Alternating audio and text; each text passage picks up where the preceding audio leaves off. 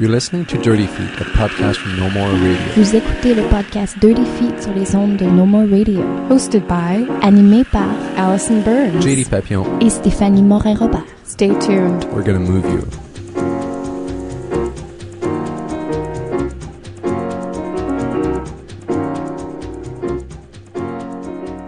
This week on the Dirty Feet podcast, we have one return guest amongst a few others.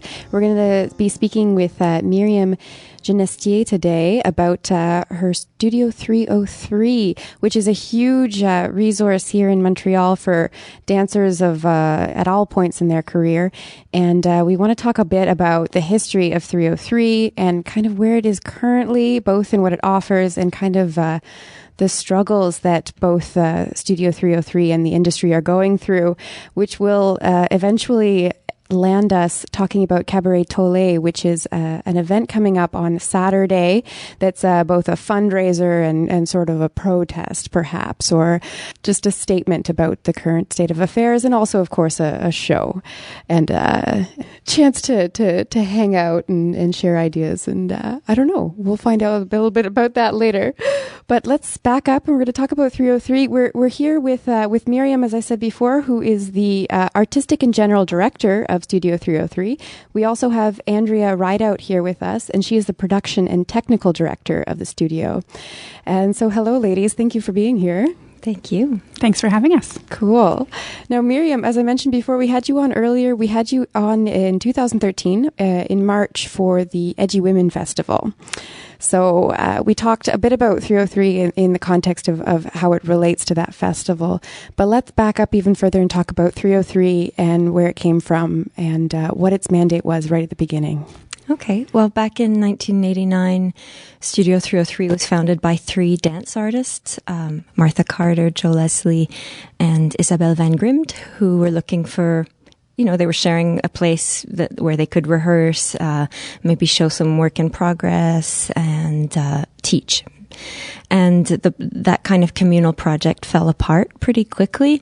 Isabelle and Joe, I think, both left within the first year or soon thereafter, and Martha sort of inherited the place solo, but it was never her objective for it to be her place, so she was always looking for ways to involve other people.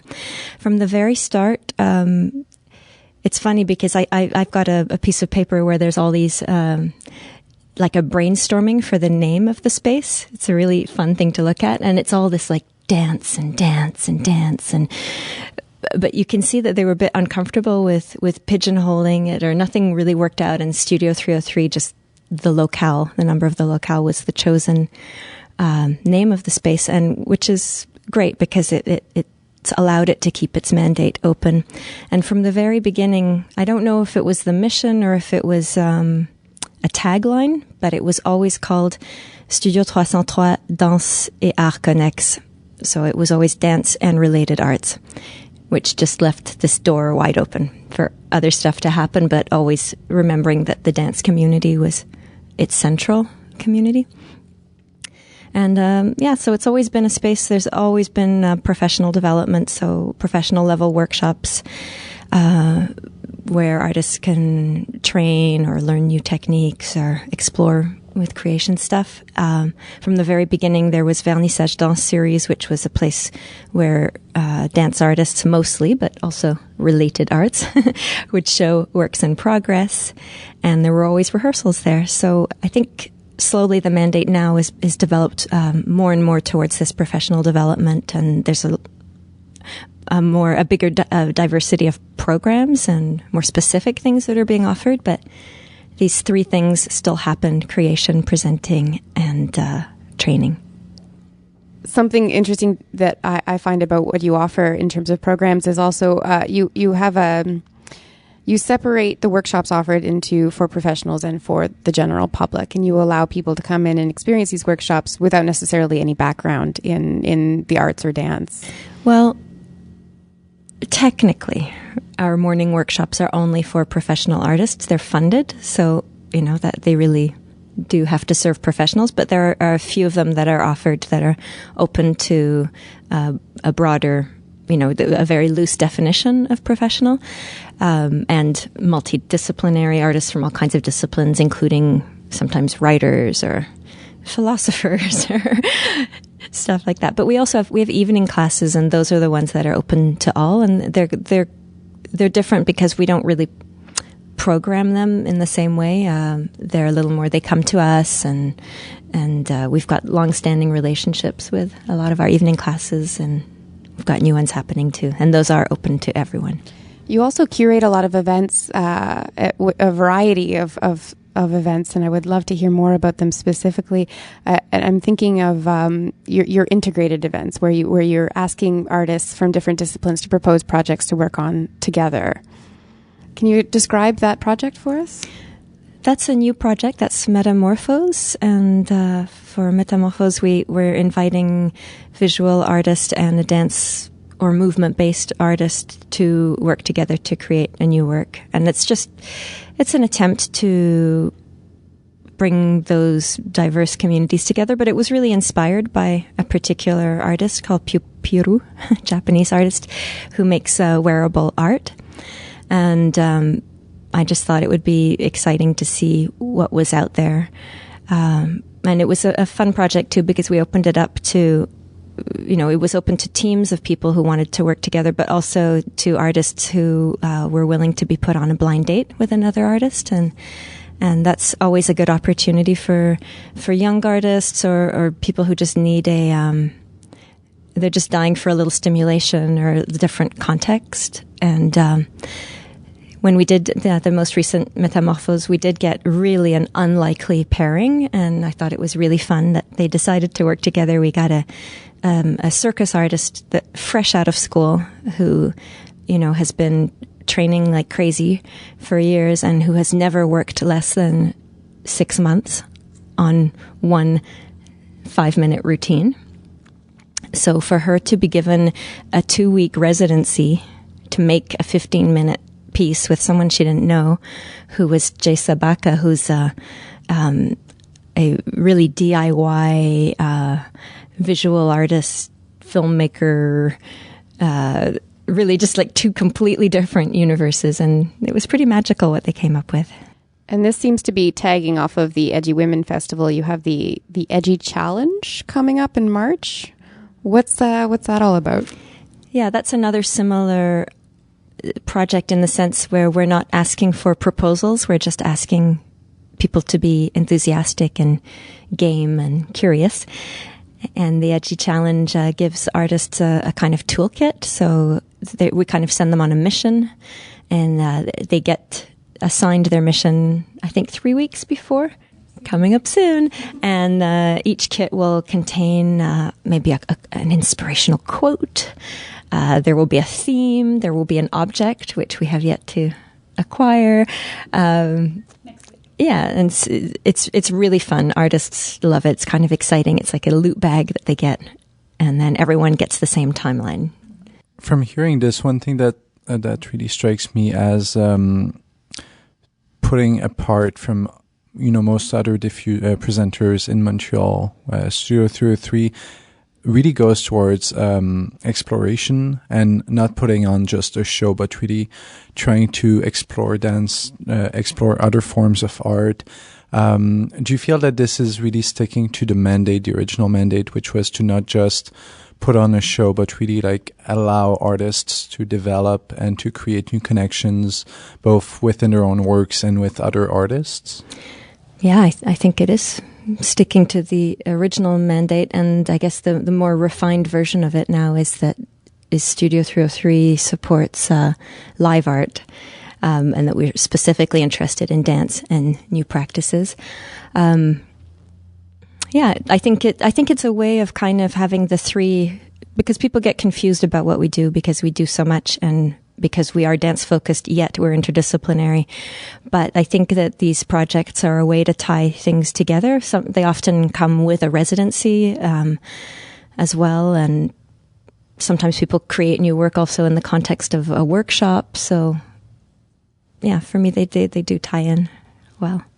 I'd like to hear a bit more about the residencies that are offered by 303, because for a lot of upcoming artists who might not be able to afford studio space, what is being offered by 303 is often one of the first opportunities that they get to really get a professional studio in which they can work, in which they can explore. How exactly is it set up for artists who apply for residencies? Can you explain to us a bit the process there? Yeah, it's interesting you ask, and it is getting a little more precise these days. So there's really, other than residencies that are attached to a challenge, like Metamorphose or Remix, where we're inviting people to come remix each other's work. With these projects, they come with a residency, but you have to apply for the project. If you just want a residency to work on your own work, we offer a summer residency, which is more early stages, exploration based. It comes with a cachet. We pay the artists as well, and some mentoring if they want it. And that can be quite spread out. Also, it can be over 2 months or 3 weeks, depending on their needs. And then the other type of residency, that's for about maybe 4 or 5 projects in the summer. And then the other type of residency that we offer is over the Christmas holidays, and that's for 2 artists, 1 week each. And it's got to be somebody that we already know well, because basically we give them the keys and say, could you also water the plants? Yeah. And we give them access to all the equipment. So that's more for a later stage, where they just need to, set some stuff up, test out some lights, and sound, etc. So it's called a technical residency. But we offer the equipment, but not the personnel. So if they're at the stage where they're working with their collaborators and they can bring their collaborators in studio with them and have access to the equipment, it's 24-hour access. It's a good opportunity. And you support in a range of ways. You also have labs for grant writing and for helping individuals go over their grants for government funding and whatnot. And this is one of the few places where we can have access to that kind of resources. Yeah, it's funny actually. There's actually a lot of places that offer, maybe not exactly the same thing, but that offer help with grant writing. And I find I've actually started the labs also, I have a consult lab also that just gives information, where I also point people to all the different resources. For sure, Studio 303's grant labs are really specialized. They are usually offered by myself, and they're for either to interdisciplinary, interarts at the Canada Council, the Calc, or dance. And I've sat on juries for both of those grants, so that's what's really different, because I'm able to give a bit of an insider's perspective on what really happens when your project is seen by a jury. For example, some artists write projects to go to Impulse Dance, and what I tell them is, by the way, there's 40 other applications also applying for Impulse Dance, so don't spend 2 pages telling us what Impulse Dance is. And that's the kind of really specific information that they'll get. And also the interarts at the Canada Council and multidisciplinaire at the Calc, they don't have the same culture or expectations, even if it looks like it in the guidelines. So I'm able to explain in a more nuanced way how they should orient their grant application. So we've spoken about the artistic support. We've spoken about a bit the technical support and also the granting support you're offering. Can you talk a bit about the kind of community support that 303 offers? I'm thinking in events with kind of repeat clients that come and kind of share the space, share the experiences together. Can you speak a bit to the community of 303? I guess it's a bit difficult, because right now we're in a transition phase. And I would say Edgy Women was the biggest, the most popular event, and the one that had the clearest identifiable community. And that has come to an end after 20 years. We're doing we're doing Edgy Redux, which is a light or condensed. Light. It's not really light. It's more ultra condensed, powerful version. And compressed. So I think community is something we're really questioning right now and reconsidering, My frame of reference is significantly less than Miriam's. I've been with Studio 303 for a year and a half, and she's been there for 20 plus years, which is such a gift for 303. But in my observation, community is something that is a byproduct of our deliberate activities. So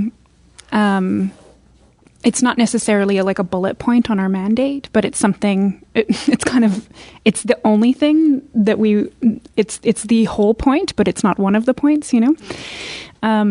So what I've seen is that we see familiar faces at all of those different levels of activities, at the cours de soir, at the workshops in the morning, the professional workshops, as part of our season, in the residencies, coming to the different support labs, and just coming to visit us every once in a while. We have a foosball table in our office, and people like to come hang out on the couch or play foosball with us, help themselves to a cup of tea. There's been some informal gatherings over the past couple of years, launch events for different activities or Christmas parties, that kind of thing. And the salon labs also, where there's about a dozen artists that get together once a month just to really talk about whatever is preoccupying them, and artistically or politically.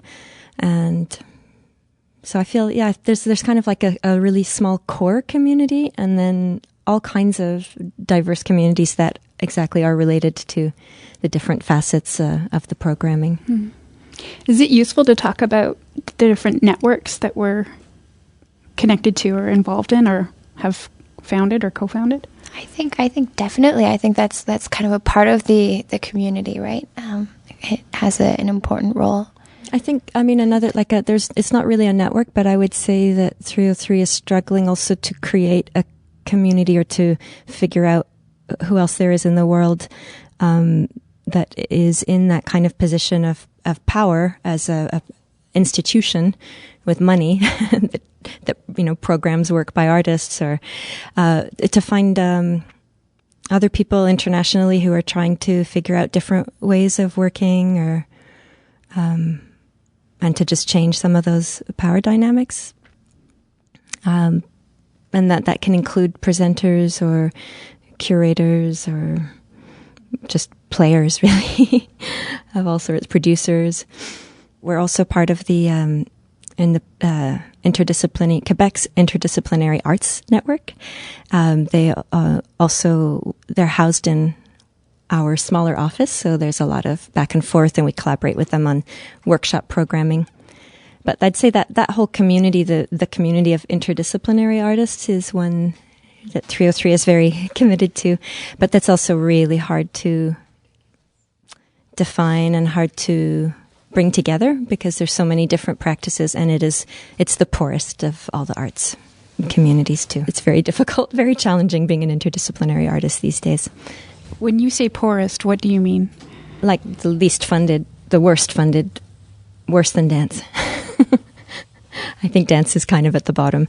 So one of the things I've heard quite often about interdisciplinary arts is that when it comes to grants, people often fall between categories, and this creates a lot of complications for artists who want to do multidisciplinary projects. Is it something that you feel is going to shift ever? Do you feel that the government, the funding institutions are starting to open up to that a bit more, or do you feel that they've still got a bit of blinders when it comes to interdisciplinary arts? There's some serious blinders, and I think different things are happening on different levels. I think there's a sense that the Conseil des Arts et des Lettres du Québec and the Canada Council are a bit disinterested, not defending it. There's you hear currents sometimes of a kind of, now that all the other disciplines are so open and that everybody's doing interdisciplinary work anyway, do we really need this category? It's a valid question, but it's dangerous. You have to be careful about the way you ask it, because I think the bigger question is, do we need any disciplinary categories? To presume that everybody has this disciplinary birthplace nation that they can go back to, be sent home to is really, it's ridiculous and it's limiting outdated. But at the same time, I think there are some. I know Shannon Litzenberger, who's a policy activist and dance artist, wrote a long report that the Metcalf Foundation had commissioned from her, where she really argued for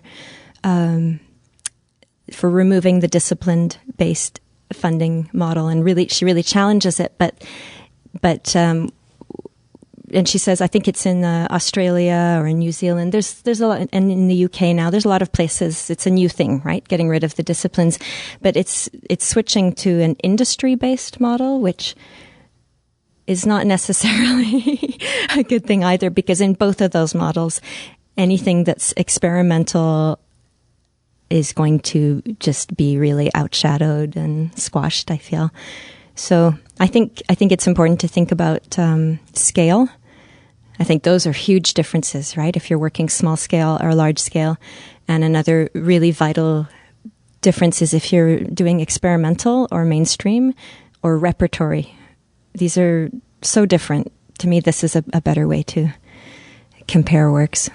One thing that might be a bit of a taboo subject, I don't know, but another question I have is, when it comes to content, how much do you feel that, because I feel that during the past few years, mainly part to the government we now have in Canada, content has become more of an issue, and subjects that might not be deemed appropriate are likely to receive less funding. Is this just me feeling that, or do you feel that this is something that's been happening? I think there's different tendencies with the different bodies, but that one of the, for sure. With heritage, I think content is really touchy, and I think, for there it's clear. With the Canada Council and the Calc, it really depends on the program. I'm feeling that, for example, in dance, anything that's sort of too hard to put your finger on is, people like more concrete projects, and they like it to sound like you really know what you're doing. And another example from Shannon Litzenberger's report is she had a project that was a bit weird, a bit community involving, a bit, I'm not sure what, but it was out of the regular project, and she got refused funding several years. And then she decided to write a grant that she thought they would want to hear. And she went to the studio to make material for the grant application. It had nothing to do with the project. And then she got the grant. So that's an example of where you kind of have to know what people want. And with InterArts at the Canada Council, though, something is really shifting. The focus used to be on experimentation, artists between the cracks, undefined work, people that were pushing boundaries, and now it's become very clearly, that they value community work, even though there's a program for work that deals with community that is paradisciplinary, and any discipline you can. It seems like they're really, really pushing that in InterArts. And it's also a place where, because InterArts is not supposed to fund presenters, it's only supposed to fund creation. But they're funding lots of stuff that is kind of presenting, but it's because it's intercultural. So they're really mixing intercultural with interdisciplinary, and it's becoming the unofficial home of these, people who are doing contemporary, mixing contemporary dance with classical Indian, or jig with something, which, or instead of theater with parades. Or theater with parades, or... So there's a kind Not of... a joke. There's an unspoken... Really, people who are applying to this program, there's an unspoken sense that if we're not doing some kind of humanitarian work, don't bother applying. It's really that bad, so... So one thing that's happened is that a lot of people who previously had been funded in that program have been like shuttled off to other disciplines.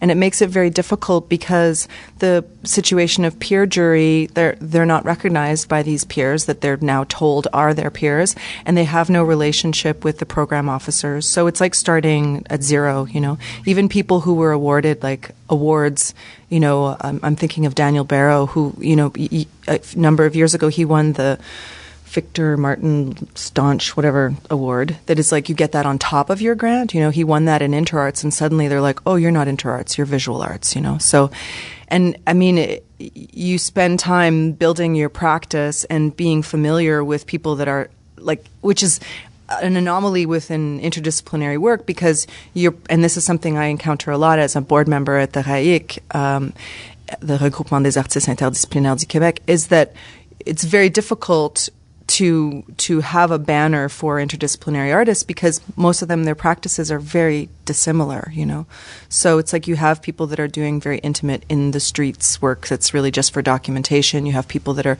doing things that are in maybe more conventional spaces. You have people whose practices are maybe more virtual, So it's hard to find links. And so, yeah, I don't know. It feels like an anarchist conference sometimes. Before we continue the discussion, I feel we should introduce two other guests who just joined us. So there's Alexia O'Hara, whom we just heard, and Karen Fennell, who will both be part of the Cabaret Tollé. So, well, first of all, thanks for coming on the show with us today. So just to continue with the difficulties in getting grants.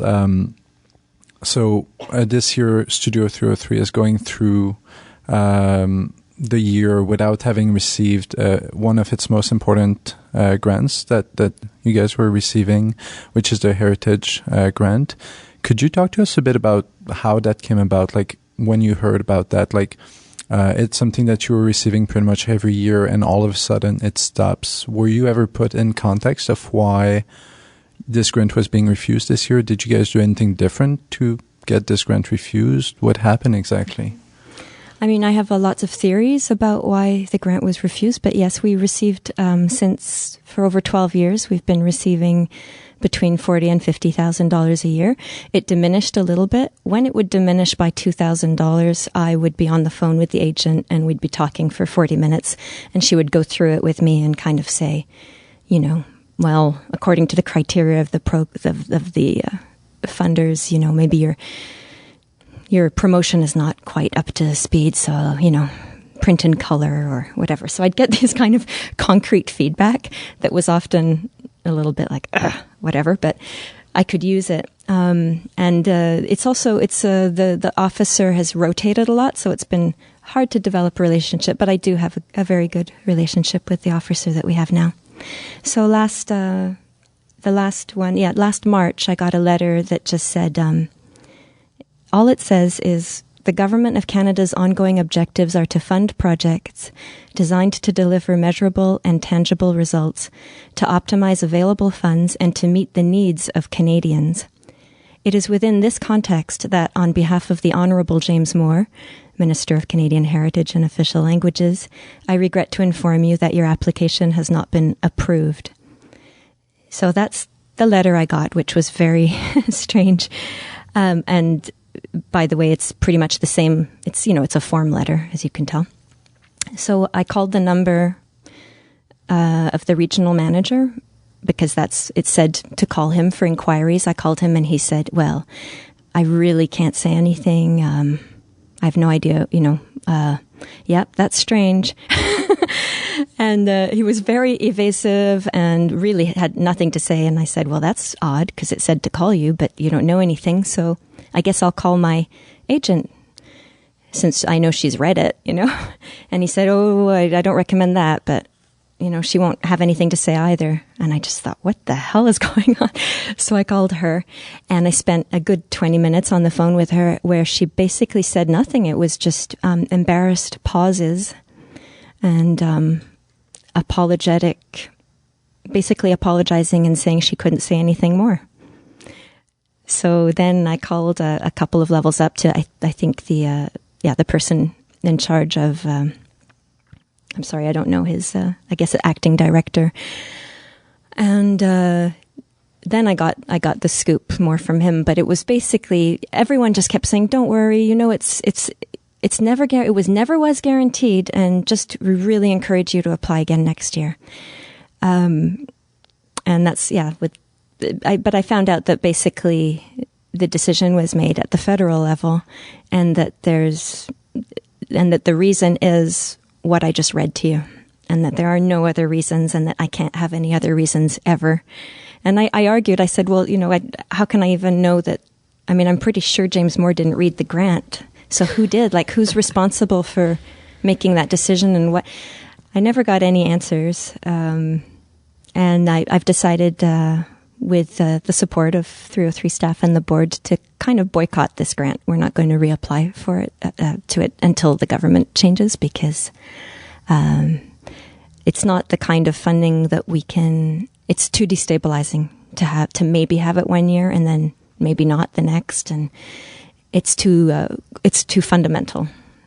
So, anecdotally, I had a couple of encounters with people at Heritage, like at parties, strange parties. She goes to great parties. Awkward. Yeah. I was at the Toronto International Film Festival, and I went to this party, and there was all these celebrities there, and I was like, oh my God, there's Shelley Glover, the Heritage Minister. So I got drunk enough to talk to her. And that was less of an illuminating conversation than when at Christmas time I was at a relative's Christmas party, and I met the chief of staff of the Heritage Minister. And he, like, understanding that, you know, I'm an artist, that I'm coming at him as this, like, lefty artist, you know.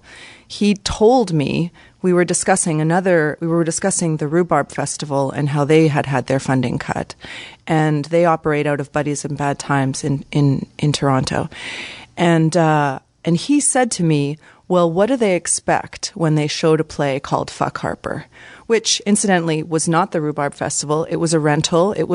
But it happened at Buddies in Bad Times. So he was basically saying to me that actually, like, arts funding has nothing to do with artistic merit, but everything to do with whether or not you're criticizing the government, which is terrifying as a concept, because that means that it took me a minute to realize this. And of course, you always think of the best things to think of in hindsight, you know, because I was realizing that he was talking to me, you know, as if this money was his money, as if this money was Stephen Harper's money to give away, you know? And it's not his money. It's not the conservative government's money. It's not this current administration's money, you know? It's the country's money. And so there shouldn't be political motivations for arts funding, you know? But this man also kept talking about everything. You know, at first it was hard to have this conversation because I was just like, I just had so much hate in me, you know. Just wanted to punch him. Yeah, like, seriously. So then it's like, okay, try to rid myself of my passion and just kind of get curious here, because this is a privileged situation I have to be talking to this person, you know, to get this opportunity. And he kept saying, we. And I was like, who's we? You know, are you talking about Heritage Canada? Like, who are you talking about? And he's like, no, the political. So it kind of gave this indication that, like, that there is this ideological mandate behind every decision that's being made. And so you can extend that beyond what's happening in culture. You can look at what's happening at the health departments or the science or Environment Canada or Parks Canada, or, you know, every level of what they're doing. And we're seeing this, that it's like there's an ideological mandate to what's happening, and it has to do with eroding any opposition to this very neoliberal, pro-corporate, pro-mining agenda, you know?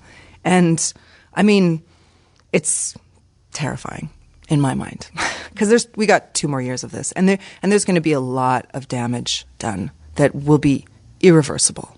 I just wanted to add, I had this conversation with a friend of mine the other day who's an artist that works in various disciplines. She's a poet, a writer, a musician, and it's kind of her. I can't really tell all the details of the situation, but basically she had a very personal encounter with Canadian Heritage where she was like, or she was hired by them to create a piece, like a spoken word piece before an event. And basically what it came down to was they kept like asking her to change what she'd written, asking her to take out sections.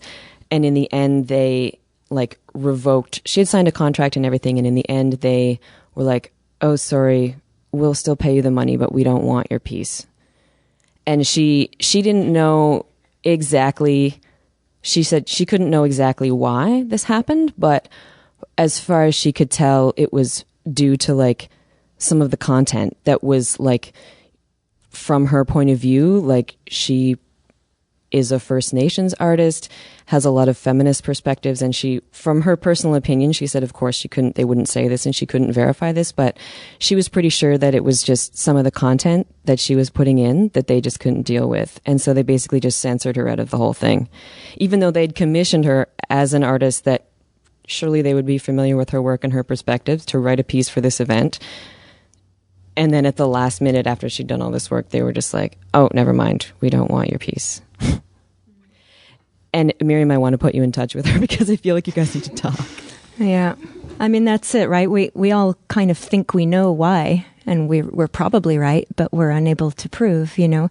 The trends in I mean, this business of getting funding regularly and then not getting funding is extremely rare and extremely recent. I don't think it's ever happened with another government. I mean, that's what they have regional advisors for, because they're the professionals that know what's going on and that are able to make assessments.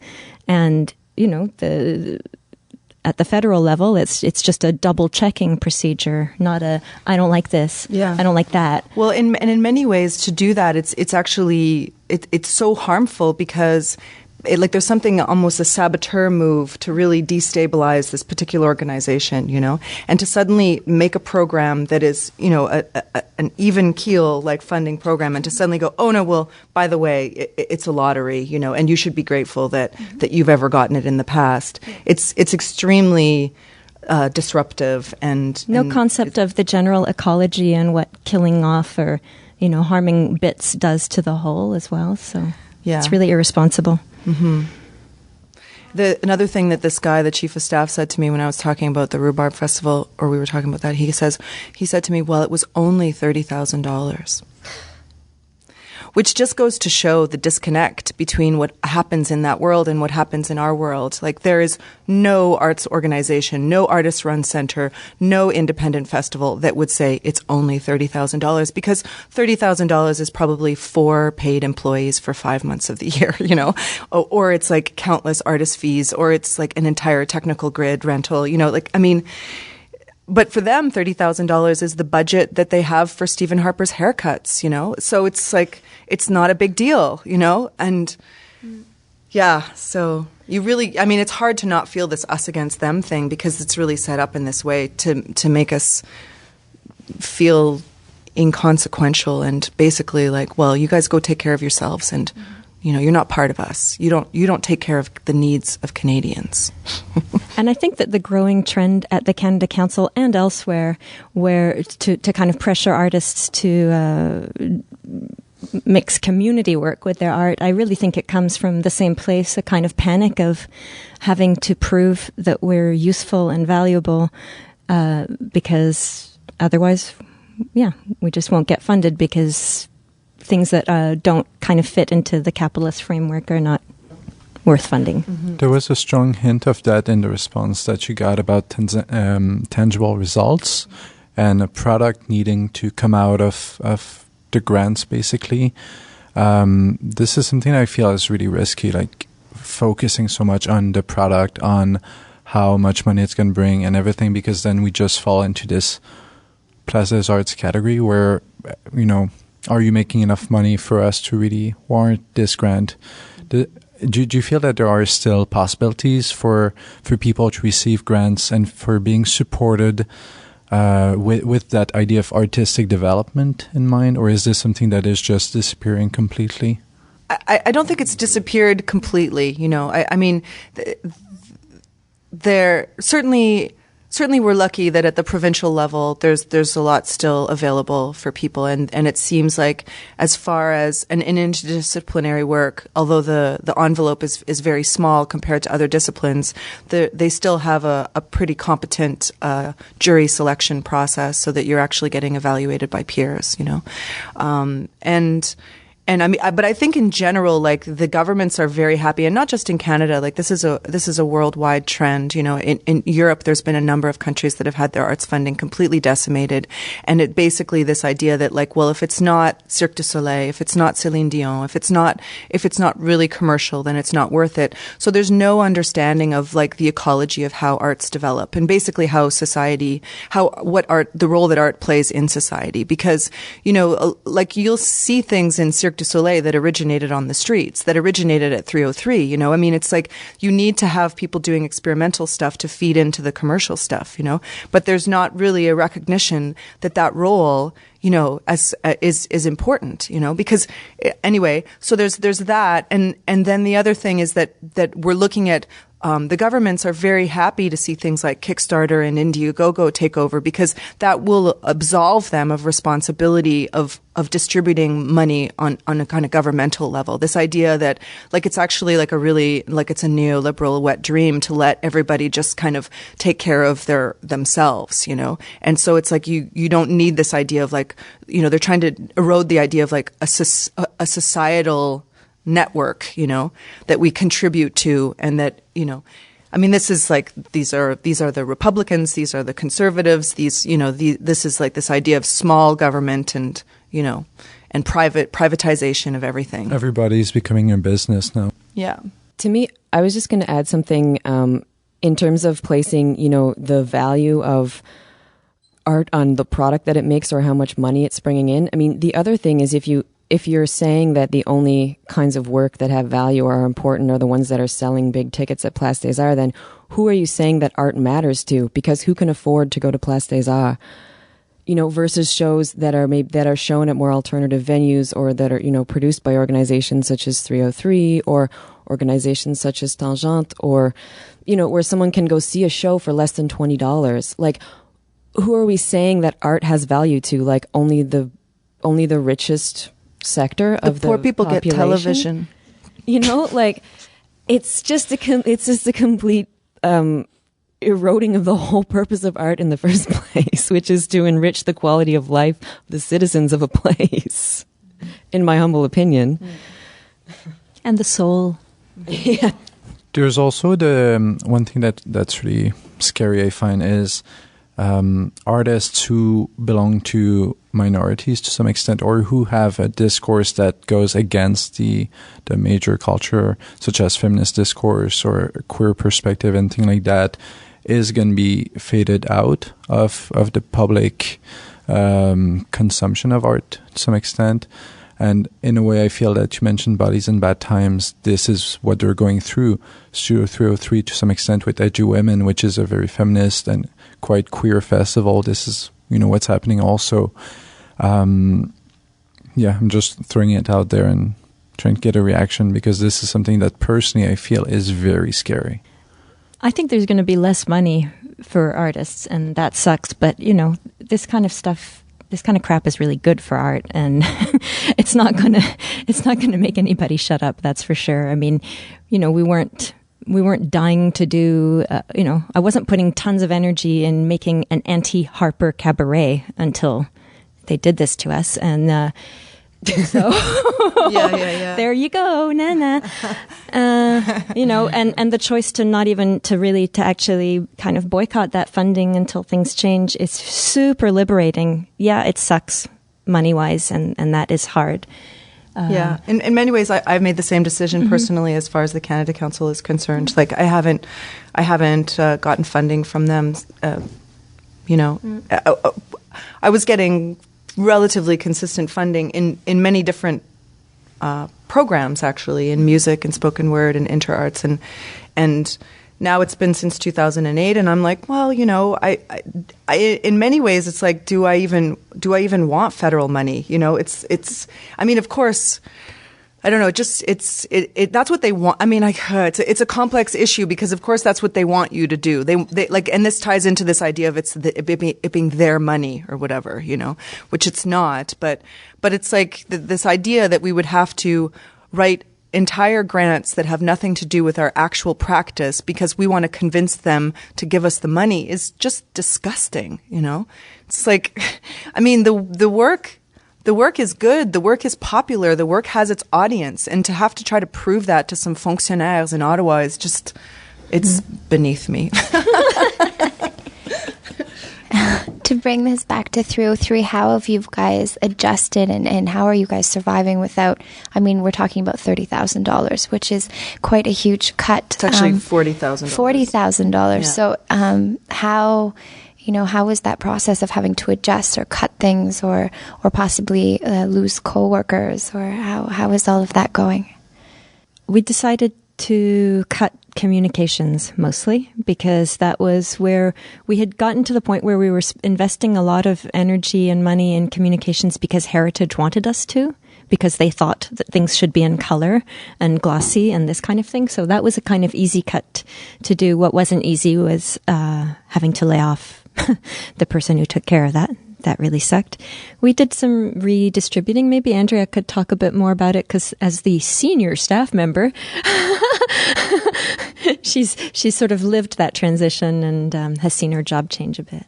Well, I guess the short answer is it's been hard and it couldn't come at a worse time. 303 saw 95% of its staff turnover in the past 2 years, twice actually. And so having to downsize by one person has been challenging, and then taking those tasks and redistributing them out to the remaining staff members is it's an adjustment. We're still adjusting. And there's other measures that we took. We cut our season in half. We reduced EDGI significantly. It's become something completely different for the next 3 years. But I think it's forced us, it's one of those things, whatever, you make the best of it. So, we're taking things easy for the next 3 years just to stabilize so that staff have a chance to really get to know their positions. I'm also taking a sabbatical next year, which I'd planned before, and that's a bit weird timing as well. But we're just trying to survive, stabilize, refocus. And in 3 years, 303, we're going to really open it up and imagine where else we want to go. It's going to be a new funding cycle. Hopefully a new government will be in power. And we're really, I'm really open to all kinds of ideas. Maybe we'll become co-op. Maybe we'll move, I don't know, just really want to keep it wide open, especially with, now in 3 years also there's going to be the Quebec Dance House or whatever, a building close by that's going to house, the École de Danse Contemporaine, l'ADMI, the Grand Ballet, the Agora de la Danse, and Tangente. They're all going to be in the same building. And I feel that's a real opportunity to either to kind of redefine ourselves in relation to that as well. And do we want to stay downtown? Do we want to ferociously guard an alternative space in the Quartier du Spectacle? Or do we want to just boot it out of there? We'll just see. Move to the Mile End. Talking about these other venues that you've taken to get fundraising, there is an event that's coming up really soon. There is a fundraiser in the Cabaret Tollé. Could you tell us a bit more about what this entails and everything that's coming with that? The fallout of we spoke a bit about the measures that we had to take to respond to the funding cut, but there was a lot of conversation going on around the office and mounting internal critiques of the government. The first secret concept for this event, the secret code name was Stephen Harper Nous Déteste. But we knew that we couldn't actually work with that publicly. So because someone else owns it. That's true. Yeah. But I do love that. So February 1st at the Sala Rosa, we're opening at 8 o'clock with a 1 hour austerity cocktail and silent auction, which is a fundraiser for 303. And 9 o'clock, we have an on-stage program of many different artists coming from Montreal's cabaret scene. We're working with drag queen, drag king, people who have that kind of performance in their repertoire, but not necessarily performing in those characters. Circus artist, theater artist, musical artists, dance artists, which is our home base. And all of these pieces are inspired by the current state of the current political climate in Canada. So a lot of the pieces are a little bit angry, definitely issue-based. We've asked artists to take this as an opportunity to rant and speak about their pet issue. So I'm really looking forward to seeing it. It's sort of a combination of previously created works that have been reworked for this program in particular, and works that have been created specifically for this program. I think we're kind of proud of it, and I'm super excited to see how all of these pieces interact with each other and what kind of evening that makes for people. I think it's going to give people a lot to think about. I'd like to hear a bit more about the silent auction, because maybe some of our listeners are going to be interested in going and bidding on some of the items that will be up for sale. So could you tell us a bit more about that? Yeah, for years, 303's been trying to find an annual event to do. And as you may know, doing fundraisers is often not worth the investment. It's an incredible amount of work. And I think I don't know where the idea came from. I saw one and thought, oh, that's kind of relatively easy. And it's something that can grow also without the space having to grow or the workload having to grow too much. So, and it's also a way that that a lot of people can contribute. It does feel a bit ironic to have an auction at a kind of anti-capitalist cabaret, but we're trying to get items too that are meaningful to our community. So people will be able to buy like an hour of time consultation with Francine Bernier from Agora de la Danse or Jack Udashkin at La Chapelle. Of course, there'll be free tickets to shows. All our, we've got some donations from our massage therapist and osteopath friends, and some bigger ticket items, Via Rail tickets, Pina Bausch tickets, stuff like that. So I think it's fun. I think this will be a really fun event to grow on and to try and get more unusual items or offerings as well for the next years. But we'll see how it goes. It'll continue online for the stuff we didn't have room for or that didn't sell. So if you can't make it on February 1st, which we really, really hope that you can, then you still have the opportunity to participate. We tried to go for things that people need as well, or that they would be buying anyway, and this way they can donate to 303 and get their stuff. And after that, with the Cabaret Tollé, we have two of the artists who will be taking part of it with us right now. So as I mentioned, Alexi O'Hara and Karen Fennell. Alexi, you'll be hosting the cabaret, if I'm not mistaken. Will it be as yourself or under your guise of Guizot La Nuit? No, I decided that Guizot doesn't know anything about Canadian politics, so he's not going to be there. It'll be me. Yeah, so it's been a while since I actually hosted a cabaret as myself. And it's been a challenge as I've been kind of putting together bits and ideas to actually, because as an MC, generally speaking, it's like you want to be funny, you want to be entertaining, but in many ways, it's sort of hard to find angles to satirize the current situation. Like, especially when you can look on YouTube and see a clip of Stephen Harper singing a Beatles song to Netanyahu. It's like, where do you go from there? Like, that's already absurd, So, but I, for those of you who are part of my 1,000 whatever friends on Facebook, you're already aware that I'm building a giant Stephen Harper paper mache head. Yes. And that there will be a dance number. Wait. Is it going to be a piñata? No, because it might be useful. I'll need it in the future. I can't destroy it.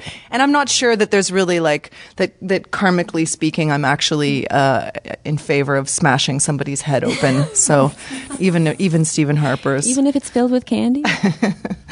Oh, no, sorry. And I'm hoping that Stephen, the big head, Stephen Harper, we're also doing a fundraising photo booth during the auction. And I think that people will relish the opportunity to have their photo taken with the Prime Minister. Mm-hmm. Yes, bring your chinchillas and kittens and baby pandas. Amazing. And Karen, you'll be presenting a work, which is something, it's a work that is a... title of it. Sorry? Don't say the title of it. Can I mention that it's something that is a work that you've already presented in the past and that you're continuing with, or? Yeah, it is a reincarnation of a piece that I first presented last year. And it is based around a text that I wrote. I was actually just going to read some words that I wrote about it. Because, one thing that I think is interesting is how, like, even Andrea, you mentioned that, a lot of the works have a kind of like angry tone, or people, like this idea of people being fed up and needing to speak out.